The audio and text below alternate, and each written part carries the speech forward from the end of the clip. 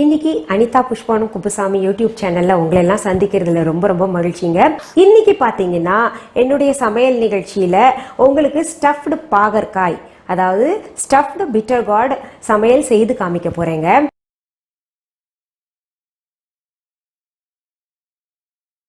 அதுக்கு தேவையான பொருட்கள் என்னென்னு பார்த்துடலாமா? ஒரு சின்ன சின்ன, அதாவது ரொம்ப நீளமாகவும் இல்லாம ரொம்ப குட்டியாகவும் இல்லாம, மிதிப்பாவக்காய் ரொம்ப குட்டியா இருக்கும் அதுவும் இல்லாம ஒரு இந்த சைஸ்ல இருக்கக்கூடிய பாகற்காய் வாங்கி ஒரு 8-9 வாங்கி வச்சிருக்கேன். ஒரு 1/2 கிலோன்னு வச்சுக்கோங்களேன். அதுக்கு தேவையான பொருட்கள் இப்போ நான் சொல்றேன் உங்களுக்கு. தனியாத்தூள் நல்லா 2 டேபிள் ஸ்பூன் நிறைச்சி எடுத்துக்கலாங்க. மிளகாத்தூள் 2 டீஸ்பூன் எடுத்திருக்கேன். ட்ரை மேங்கோ பவுடர், அதாவது அம்ச்சூர். இந்த மாங்காய் தூள் அது ஒரு 2 டீஸ்பூன் எடுத்திருக்கேங்க. சோம்பு தூள் 3 டீஸ்பூன் எடுத்திருக்கேன். சீரகம் 1 டீஸ்பூன் எடுத்திருக்கேங்க. பெருங்காயத்தூள் 1/2 டீஸ்பூன் எடுத்திருக்கேன். மஞ்சள் தூள் 1/2 டீஸ்பூன் எடுத்திருக்கேன். உப்பு தேவையான அளவு, எண்ணெய் தேவையான அளவு. இதை பாருங்க, இந்த பாகற்காயை எடுத்து கொஞ்சம் இது டைம் லாங் ப்ராசஸ், டைம் ரொம்ப இழுக்கும் செய்யறது. நீங்கெல்லாம் என்ன பண்ணும், நான் என்ன பண்ணுவாங்க, இது செய்யறதா இருந்தால் காலம்பரை எழுந்து நம்ம மற்ற சமையலுக்கெல்லாம் ஏற்பாடு பண்ணுறதுக்கு முன்னாடி எல்லாத்துக்கும் முன்னாடி இதை தாளிச்சு விட்டுருவேங்க. சிம்ல நல்லா வச்சு விட்டுருவேன். அது பாட்டு காய்கிட்டு இருக்கும். எல்லா சமையலும் முடிகிறப்போ பார்த்தீங்கன்னா இது சரியாக இறக்கிறதுக்கு எனக்கு சரியாக இருக்குங்க. அதனால இங்கே பாருங்கள், 2 பக்கமும் நம்ம இந்த காம்பை எடுத்துடலாம்.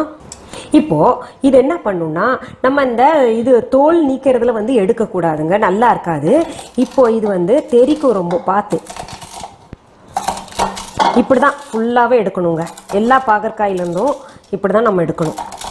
இது செய்கிற ரொம்ப பொறுமை வேணுங்க. நிறைய பேர் இது அதனால் ரொம்ப சுவையாக இருக்கும், உடம்புக்கு ரொம்ப நல்லது. ஆனால் இந்த பொறுமை இல்லாதனால நிறைய பேர் அதிகமாக செய்கிறதில்ல. இப்போல்லாம் இதெல்லாம் பார்த்தீங்கன்னா இது ஒரு ட்ரெடிஷ்னல் வடநாட்டு ஸ்டைலில் ரொம்ப ரொம்ப ட்ரெடிஷ்னலுங்க. இதெல்லாம் எங்கள் பாட்டி செய்கிறப்போ நான் உட்காந்து பார்ப்பேன். அவங்க ரொம்ப பொறுமையாக செய்வாங்க. அந்த காலத்தில் ஊதுற அடுப்புலேயே பார்த்தீங்கன்னா இவ்வளோ பொறுமையாக செஞ்சுருக்காங்க. இப்போ பாருங்கள், இது எப்படி சுத்தமாக தோல் எடுத்திருக்கேன் பார்த்தீங்களா?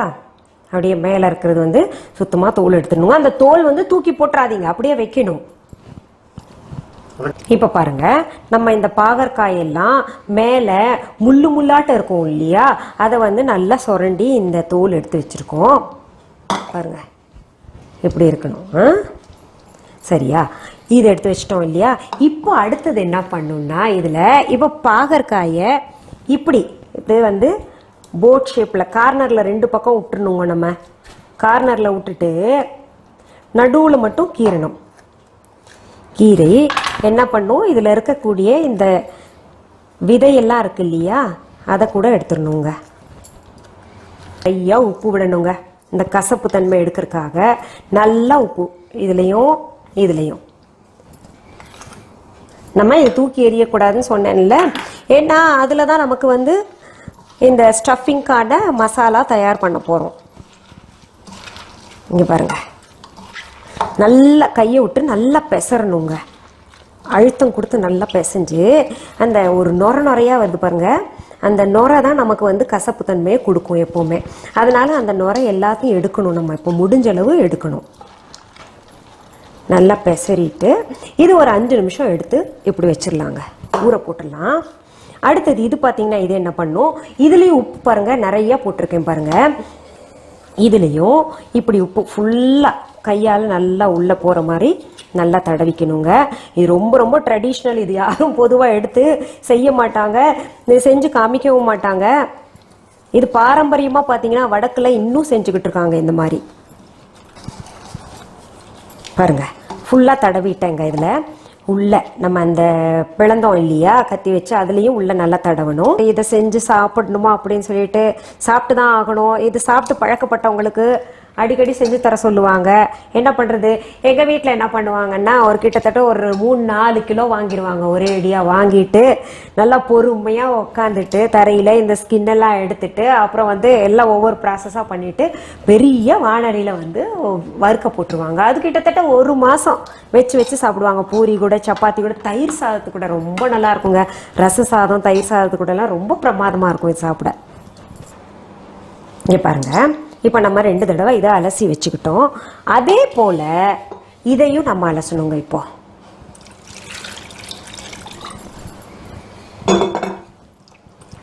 நல்லா உள்ள உப்பு இருக்கு இல்லையா, அந்தெல்லாம் உப்பெல்லாம் வெளியில் வரணும். நல்லா கசப்பு தன்மை போகணும்.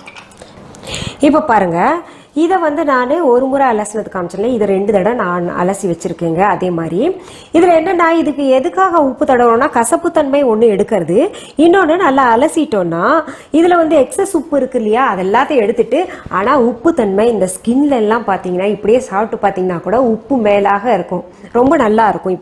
இப்போ பாருங்கள், நெக்ஸ்ட் என்ன பண்ணணும், நம்ம இது வந்து உப்பு தண்ணியில் அலசி வச்சுருந்தோம் இந்த சொரண்ட இதெல்லாம் விதை, அப்புறம் சொரண்ட ஸ்கின் எல்லாம். அதில் என்ன பண்ணுங்க, இந்த மிளகாத்தூளை சேர்த்துக்கலாம், சோம்புத்தூள் சேர்த்துக்கலாங்க, மல்லித்தூள் சேர்த்துக்கலாம், மஞ்சத்தூள் சேர்த்துக்கலாம், அப்புறம் ட்ரை மேங்கோ பவுடர். மாங்காய் தூள் எங்களுக்கு கிராமத்து பக்கம், நாங்கள் இருக்கிற டவுன் பக்கம் கிடைக்க மாட்டேங்குதுங்க. அதுக்கு ஆப்ஷன் ஏதாவது சொல்லுங்க அப்படின்னு சொல்லியிருக்காங்க. அதுக்கு ஆப்ஷன் பார்த்தீங்கன்னா இதில் துருவின மாங்காய் சேர்த்திங்கன்னா ரொம்ப ரொம்ப பிரமாதமாக இருக்கும். இந்த மாங்காய் தூளை விட பிரமாதமாக இருக்கும். அதுவும் இல்லையா, அப்போது லெமன் ட்ராப்ஸ் விட்டுருக்கோங்க. லெமன் ஏன் நான் சஜஸ்ட் பண்ணலன்னா, அது துவர்ப்பு தன்மை கொடுத்துரும் நமக்கு. லெமன் பொதுவாகவே சமைச்சா அவங்களுக்கு துவர்ப்பு தன்மை தரும் இல்லையா, அதனால் நான் அதை சொல்லலை. சரி, அதையும் ஆப்ஷன் விட்டால் இந்த லெமன் கிறிஸ்டல்ஸ் விற்குதுங்க. லெமன் பார்த்தீங்கன்னா அப்படியே உங்களுக்கு எல்லாம் கடையில் கேட்டிங்கன்னா எங்கேயாவது போனீங்கன்னா அது வாங்கிட்டு அந்த லெமன் கிறிஸ்டல்ஸ் கூட சேர்த்து வச்சுக்கலாம். சரி, இப்போ இதில் என்ன பண்ணணும்னா நம்ம அடுத்தது உப்பு கூட போட்டுக்கலாங்க. உப்பு ஏற்கனவே அந்த தோலில் இருக்கும், இதில் வந்து அலசினதுலேயும் இருக்கும் இல்லையா, இதில் பார்த்து சேர்த்துக்கலாம் நம்ம. இப்போ இது எல்லாத்தையும் நல்லா பெசரிக்கணுங்க. இப்போ பாருங்கள், நல்ல அந்த மசாலாலாம் நல்லா அந்த சொரண தோலோட நல்லா பெசரி விட்டேங்க. நடுவில் நீங்கள் உப்பு சரியாக இருக்கான்னு செக் பண்ணிக்கோங்க. இப்போ நம்ம என்ன பண்ணணும், இதில் ஸ்டஃப் பண்ணிடலாங்க. நல்லா முடிஞ்ச அளவு நிரப்பிக்கலாம்.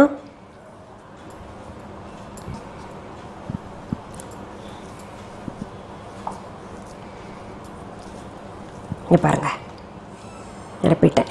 இப்போ எங்கள் அம்மா எல்லாம் என்ன பண்ணுவாங்க, இது நூல் போட்டு கட்டிடுவாங்க. நான் நூல் போட்டு கட்டுறது இல்லைங்க, ஏன்னா அது பிரிக்கிறதுக்குள்ள ரொம்ப கஷ்டமாக இருக்குன்னு சொல்லிட்டு நூல் போட்டு கட்டாமல் பரவாயில்ல, வெளியில் மசாலா வந்து ஃப்ரை ஆனால் கூட பரவாயில்லன்னு சொல்லிட்டு அப்படியே விட்டுடுறேங்க.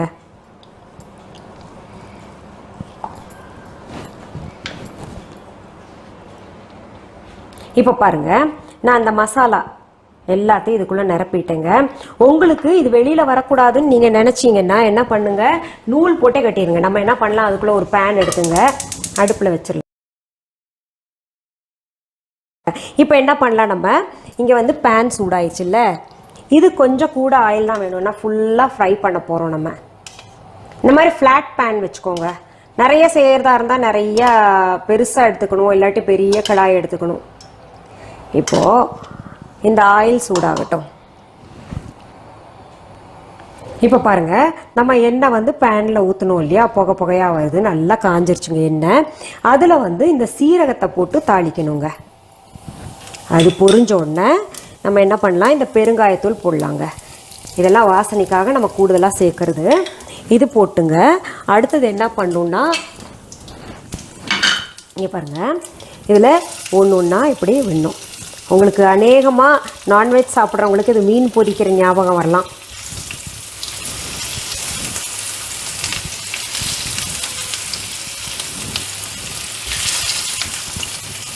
சப்போஸ் உங்களுக்கு நிறையாவே மசாலா மீந்துருச்சு அப்படின்னு நினச்சிங்கன்னா மேலாக நம்ம தூவி விட்டுக்கலாங்க. எப்போன்னா ஆரம்பத்தில் தூவிடாதீங்க, ஏன்னா அது வந்து தீஞ்சு போய் இந்த காயெல்லாம் அது வந்து ஃப்ரை ஆகிறதுக்குள்ளே அது போட்டோன்னா அது தீஞ்சு போயிடும். அதனால் நம்ம என்ன பண்ணணும், அந்த மசாலாவை அப்படியே தனியாக எடுத்து வச்சுட்டு நடுவாந்திரம் நல்லா காய் வெந்து ஓரளவுக்கு ஃப்ரை ஆன பின்னாடி அந்த மசாலாவெல்லாம் மேலே போட்டுடலாங்க. அப்போ இது ரெண்டும் பார்த்திங்கன்னா சரியாக ஈக்குவலாக ஃப்ரை ஆகிருக்கும். இப்போ நம்ம இது போட்டிருக்கோம் இல்லையா, இது போட்டுங்க கொஞ்ச நேரம் நம்ம வந்து மூடி வச்சிடணும். ஏன்னா அந்த மூடியில் இருக்கக்கூடிய தண்ணி, இதில் தண்ணி எல்லாம் விடக்கூடாது. லிட்டு போட்டு மூடி வைக்கிறவங்க இந்த லிட்ல இருக்கக்கூடிய தண்ணியை சொட்டு சொட்டாக இறங்கிங்க. இது நல்லா சிம்மில் வச்சிடணும். ஆனால் அந்த தண்ணியை பார்த்தீங்கன்னா நல்லா சொட்டு சொட்டாக இறங்கி வெந்துடும். வெந்து ஃபுல்லாக வேக விடக்கூடாது. நம்ம இது பார்த்தீங்கன்னா பாதி வேக விட்டுட்டுங்க. அப்புறம் திறந்து வச்சிடணும். ஃபுல்லாக ஆயில்லையே ஃப்ரை பண்ணுங்க. பெரட்டி பெரட்டி எடுக்கணும். ரொம்ப சுவையாக இருக்கும். அது வரைக்கும் பொறுமையாக இருக்கலாங்க. நம்ம இப்போ பாருங்கள், நம்ம நடுவில் கொஞ்சம் எடுத்து பார்த்துக்கணும் இல்லையா, எப்படி இருக்குன்னு பார்ப்போம். பச்சையாக போட்டது கொஞ்சம் வெந்து பழுப்பு நேரத்தில் இருக்குது. நம்ம கொஞ்சம் திருப்பி போட்டுடலாங்க. நல்ல மனம். ஆஹா,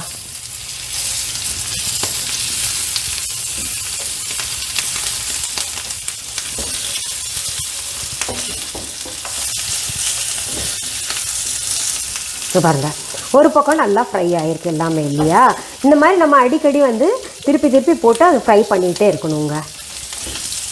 சரிங்க, நம்ம வந்து கொஞ்சம் டைம் எடுத்துகிட்டு நம்ம இந்த பாவக்காய் வந்து ஃப்ரை பண்ணோம் இல்லையா, ஸ்டஃப்டு பாவக்காய், அது எப்படி இருக்குன்னு பார்க்கலாமா? இப்போது பாருங்கள், நான் நல்லா சிம்மில் வச்சு நல்லா வறுத்துருக்கேங்க. நம்ம இப்போ எப்படி போட்டோம், பச்சையாக போட்டோம் பாருங்கள். இப்போ நல்லா ப்ரௌன் ஆகிருக்கு. இப்போ நான் அந்த அடுப்பு அணைச்சிடுறேங்க. இதை எடுத்து நம்ம இனி ரொட்டி கூடயோ, சப்பாத்தி கூடயோ, தயிர் சாதத்து கூடயோ, ரசம் சாதத்து கூடயோ எது கூட வேணால் சாப்பிட்லாங்க. ரொம்ப சுவையாக இருக்கும். கொஞ்சம் என்ன உங்களுக்கு பெருசாக இழுத்துரும், அவ்வளோதான். சரி, உங்களுக்கு இது போல் நிறைய அதாவது சமையல் செய்து காட்டணும், இல்லை எங்களுடைய பல்சுவை நிகழ்ச்சிகள் நீங்கள் பார்க்கணுன்னா நீங்கள் எல்லாம் செய்ய வேண்டியது ஒன்று தாங்க. அதாவது அனிதா புஷ்பவனம் குப்புசாமி என்ற யூடியூப் சேனலை சப்ஸ்கிரைப் பண்ணுங்க. தொடர்ந்து நீங்க பார்க்கலாம். மீண்டும் சந்திக்கலாமா? நன்றி, வணக்கம். அன்பான வாடிக்கையாளர்களே, உங்கள் விஹா ஸ்டோரில் பூஜை பொருட்கள், சிலைகள், ராசிக்கற்கள், வாஸ்து பொருட்கள், விதைகள், பாரம்பரிய அரிசி வகைகள், சிறுதானியங்கள், ஆர்கானிக் பொருட்கள், மூலிகை எண்ணெய், மளிகை பொருட்கள், மரச்செக்கு எண்ணெய், மரப்பொருட்கள், வெள்ளி ஆபரணங்கள், கிஃப்ட் ஆர்டிகல்ஸ், காட்டன் மற்றும் பட்டு புடவைகள், காட்டன் சுடிதார்கள், பட்டு பாவாடை, குழந்தைகளுக்கான விளையாட்டு பொருட்கள், ஹை குவாலிட்டி இமிடேஷன் நகைகள், வீட்டு உபயோக பொருட்கள், ஜூட் பேக்ஸ், ஹேண்ட்மேட் சோப்ஸ், அழகு சாதன பொருட்கள், சிறுதானிய பிஸ்கெட்டுகள், ஹோம் அப்ளையன்சஸ், இன்னும் பற்பல பொருட்கள் விற்பனைக்குள்ளது. விஹா ப்ராடக்ட்களை நீங்கள் வாங்க விரும்பினால் அது எங்களுடைய viha.online வெப்சைட் மற்றும் சென்னை ராஜா அண்ணாமலைபுரத்தில் உள்ள எங்கள் விஹா ஸ்டோரில் மட்டுமே கிடைக்கும் என்பதை தெரிவித்துக் கொள்கிறோம். வேறு எந்த ஆன்லைன் வெப்சைட்களிலும் விஹா ப்ராடக்ட்கள் விற்பனைக்கு கிடையாது என்பதை நீங்கள் கவனத்தில் கொள்ள வேண்டும். எங்கள் விஹா ஸ்டோரின் விலாசத்தை கண்டறிய கூகுள் மேப்ஸில் விஹா ஸ்டோர் என்று டைப் செய்தால் வழியை கண்டறியலாம். www.viha.online வெப்சைட்டிலும் விஹா ஸ்டோரின் அட்ரஸ் உள்ளது.